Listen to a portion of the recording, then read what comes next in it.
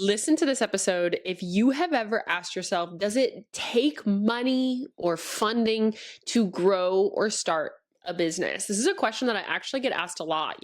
Should I get a loan? Do I need more money than this? Is this something that can I start a business with $500 in my bank account? Does it actually take money in order to make money? This was a question that was actually submitted by one of you inside of the Small Business Growth Cafe, my free community for my podcast listeners. It was actually submitted by Kara. She said, "How I often hear this idea that it takes money to make money in business. What are your thoughts on this? I am contemplating getting funding, a loan, etc., but I don't want to make a bad decision." Such an incredible question, and one we're going to dive into today. Today, I want to talk about my answer to this, kind of my major takeaways to it, different ways that you can invest, as well as different ways to have funding, because it isn't just straightforward of you're just going to get a loan every single time. There's a lot of different ways that you can find funding in business. Where do I think a good place is to actually invest into your business? And again, whenever I talk about investing in your business or needing money, I'm not talking about investing into somebody like me. I am included in this, but today I'm really talking more about, investing into your production, investing into your branding, investing into your packaging, investing in the actual overall growth of your business. There's a lot of ways that you're investing into your business. And I think the most important piece that we really need to talk about here when we talk about investing is understanding that investment implies that there is a return on that investment. That implies that you're going to put this money out there and eventually you will make this money back and then some. When I talk about investing or it taking money to make money, it means that you are investing in the growth, in the production, in the scaling of your overall business. And we will talk about that today. For just 10 seconds, I want to say hello and welcome. My name is Madison Page. I am a business growth specialist, and I am the host of the Small Business Growth Podcast.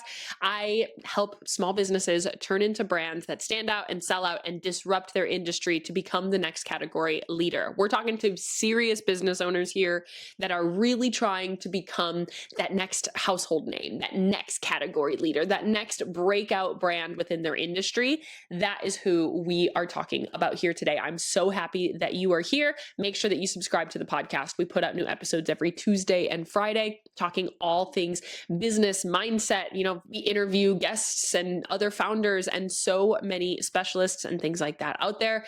Make sure that you are followed along to here. So first things first, no one wakes up with this a random massive business budget of all of a sudden, unless you've been saving, but even that, it's not a business account. That is your personal money that you are taking.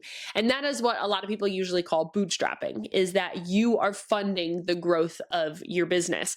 So I just want to say, at the end of the day, yes, you are going, if you don't find funding elsewhere, you are funding your business. And there are certain things that we do need to invest in. And I think a lot of people try to run a very lean business operation to start. Rightfully so. You're trying to stockpile all of the profit and then invest it right back into your business. And so you're using the profits, you're thinking that you're going to increase your sales, use the profits to then invest back into your business. However, a lot of businesses also do start with a pool of money. They also do start with some level of funding. And to answer this question, kind of like the TLDR is, yes, I do believe it takes money to make money. And that doesn't mean that you need to have $500,000. That doesn't mean that if you have $500 in your bank account right now that you can't be successful. There are plenty of stories out there to prove me wrong in that spot. There are plenty of people that have started their business with $500 to their name and they have figured it out and they decided to make this change. However, business takes certain elements to actually elevate your brand. If you are truly trying to be this serious brand, investing most of the time is necessary for growth of some kind. If you are trying to hire people for production so you can more work on the business, that is investing in your business. That is something that takes money in order to make money. If you are trying to outsource your production to a wholesaler, to your shipping and fulfillment to a 3PL, a lot of times those take upfront investments to have your minimum order quantity and getting your items made and sent over to you. That might take a larger upfront purchase than you making them one by one at your own home. all of those things, to invest in branding, to invest in custom packaging, to invest in somebody like me, investing in knowledge, investing in having somebody help you within your business to add that strategic element to help you in that growth phase. All of those things help you elevate your brand. They will help you kickstart and streamline your growth process. They will also help you get to where you were trying to go sooner. Are there plenty of people that bootstrap elements? Many businesses start with, taking bootstrapping from their own $100 that they have in their bank account. They're starting here, they're starting there, they're hand making it. But at a certain point, they then had to take that money and reinvest it back into your business. So Kara, sorry, I don't know which one it is. I always struggle with these, but I think it's Kara. Kara, to answer your question, does it take money to make money? Yes, it does. If you want to be a serious brand, and there are always going to be things that if you are scaling, and if you have more questions and follow up to this, please reach out to me either in the Slack community or on my DMs. Either way, I would love to get some context here. But if you are trying to scale your brand, if you are like, Maddie, I'm really trying to go all in on this, I really want this to be a serious brand, there are things that are going to help you get there sooner and actually going to be necessary. When was the last time you went into Ulta and you saw packaging that was like craft paper and didn't really feel like an actual brand, that didn't feel like this custom packaging? When was the last time that you went to Anthropologie and you were like, oh, this is like this small little artesian brand because, it's clearly, in this like loose packaging and there's really no branding to it? Or when was the last time you saw somebody on Instagram and said, oh, wow, this is like this really, like, this is exactly what I want to be. And they don't have professional photos taken. They don't have branding that's solid. They don't have, pictures or videos or media that looks very elevated. Again, I understand that this isn't a possibility for everybody right away, but there are a lot of options for you. If you want to be a serious brand, you do need some like baseline foundational elements. Now, there's many business owners that talk about, starting their business with $500 in their bank account. And many people do bootstrap their business out of their savings. You hear plenty of people saying that they had their 401k, they liquidated their 401k from their corporate job to put all of that money back into their business. But no one just has like this business bank account that accrues over time that you can then take money from. It's not really about having it, it's about finding it in a lot of areas. So I do recommend investing in certain areas of your business. Now that looks different for everybody, whether that is production, whether that is hiring somebody, whether that is having knowledge and investments. If you're really struggling to kind of get to that next step, you don't really know what actions to take, it might be time to have somebody like me, a strategic advisor, come into your business and really look at it. If your branding is just like really not giving what it's supposed to give, it might be time to hire somebody for your branding and really allow you to elevate it.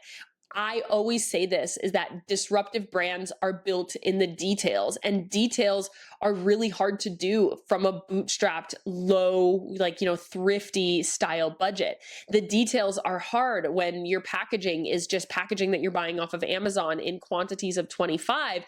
And the funny thing is that oftentimes things actually get cheaper when you have more money to spend, because per item, your profit is actually increasing when you are spending 8 cents on packaging as opposed to 30 cents on packaging when you're buying it in smaller quantities. So a lot of times this investing in your business to start, or like getting money into your business and making larger kind of purchases up front, actually makes your business more profitable in the long run. So some types of funding I've seen business owners take to ensure that they can, get all of this quality, this elevation, and kind of like these streamlined processes within their business. I've seen people dip into their savings. I've seen people loan money from their friends and family. I've seen people just get business credit cards. Like there's different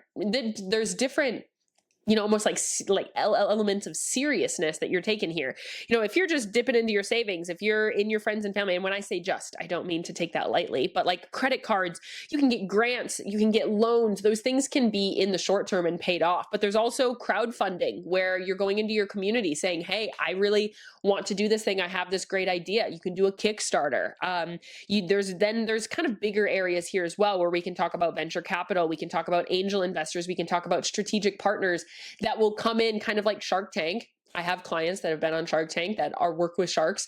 They think that is an investment inside of their business. That is a way for people to get funding in order to dive deeper. Watch Shark Tank and see what those people are saying that they are investing in. Some of them are investing in the actual shark. They're like, I just want you to really help me create this bigger brand. Some people are investing in production and marketing, and different pieces in that sense. You see some of these brands and they're spending $150 million on influencers. Sure, they now make $300 million, but they had to first run that scary campaign.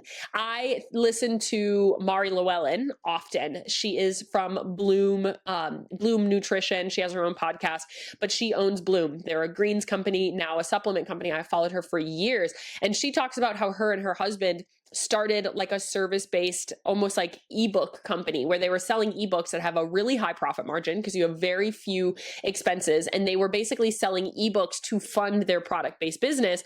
And they grew their product-based business to whatever point it was at, but then they partnered in with another company, and that company basically just was funding them to take major leaps and bounds. They spent $150 million on influencer marketing from having that strategic partner that invested in their business, that they then grew and massively expanded. So for them, yeah, it did take money in order for them to get to that next step, but they found different ways in order to do it at different stages of their business. They found a way to get kind of this large scale funding at a different stage of their business. Again, I just want to reiterate the fact that when we're talking about this investment, whether it's branding, whether it's hiring people, whether it's somebody like me coming into your business and helping you like streamline processes and knowledge of your business, whatever it might be, with custom packaging, production, fulfillment, whatever, there is an ROI on these investments. If there is not an ROI, it's not an investment. If there is not a possible ROI, it's not an investment. So I see people that have, merch for their business, that they're wearing shirts and hats and things like that. Is there a tangible ROI? That's probably not something that you absolutely need. But those people also might not have custom packaging yet. They're like, wait, I don't have custom packaging, but I see them investing into other things within their business. If it's not something that you can get a return on, that's not an investment. The things I'm talking about here are the things that give you a tangible return. These are the things that are, you should see an increase in sales from these things. How do you see an increase in sales from your branding? Because it makes your brand look more elevated. It makes your brand really communicate the right message to your community. It makes people feel very connected to you from a visual and messaging standpoint. How do you make money back from custom packaging? It creates a customer experience that really makes people want to buy from you again. It increases your profitability. It increases your overall, feeling of working with your brand. Again, it's kind of elements of that branding is it makes people want to come back. It creates that elevated feeling and it makes you look more professional and legit from day one. What is the ROI of hiring somebody? It takes things off of your plate so then you can work on the business. You shouldn't be in the production and the shipping side of things if that is the stage of business that you're at.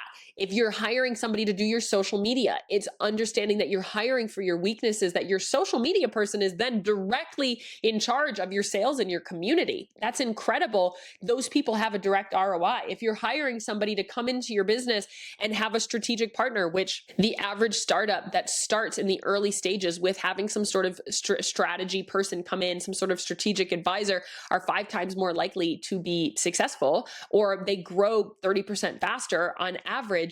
Those people see the ROI in the quick growth, in the not needing to DIY their process and have the trial and error. And they might see the results within the first couple of months as opposed to within 5, 10, 15 years. You hear these businesses that like Osea, they've been selling their skincare for 15, 20 years before they really had their big break. If they had a strategic person at the very beginning, that ROI may have come sooner. They may have seen that massive break sooner because things would have been more streamlined and they would have had more visibility, whatever that might look like for their brand. So everything that we're talking about here is if it's holding you back from taking major action, if the money is the only thing holding you back from taking major action to scale your business, taking major action to really see big change. If you're like, Maddie, if I just had $10,000 to reinvest back into my production, I would be able to make all of these major changes. Or even if it's $50,000 or $100,000, whatever that might be, if you know money is your bottleneck to making these things look elevated, to making these things look a little bit more legit, a little bit more professional, and really reaching the people that you need to reach, no matter if it's marketing, sales, branding, whatever side, production, all of it. If your money is the reason, it is time for you to look at other options here. You have loans, you have crowdfunding, venture capital, you have credit cards. Take a credit card out at like worst case scenario. Now, this isn't financial advice by any means. However, I've seen plenty of clients. I have had clients personally, take a new credit card out to be able to pay me. I have had clients take loans to pay me, use grants that they get grants within their community and they pay me. I have plenty of different opportunities that, again, money, it's not just about like having the money, it's about finding it. And if you listen to enough podcasts of people talking about what the wealthy people do versus people that like aren't successful, is that they understand the power of a loan. They understand the power of borrowing money so they can make more money in return. And what that all comes back to is the ROI and the interest, quote unquote. So if you are hiring, it might take you a little bit of money to hire that person, but you're going to make more money in the long run. And then you can pay off that loan and have it be there, or whatever it might look like for you. This is a really important topic. And I'm so glad that this person submitted this question. It does at the end of the day, take money to make money. You can't run this like thrifty, lean business and still really try to make these massive leaps unless you have money that you're able to pull out of your savings, pull out of your 401k, pull out of somewhere else in order to make it happen. Now, again, there are outliers here that say, no, I just reinvested every profit back from the business, but that is an outlier for a reason, because it is really hard to do.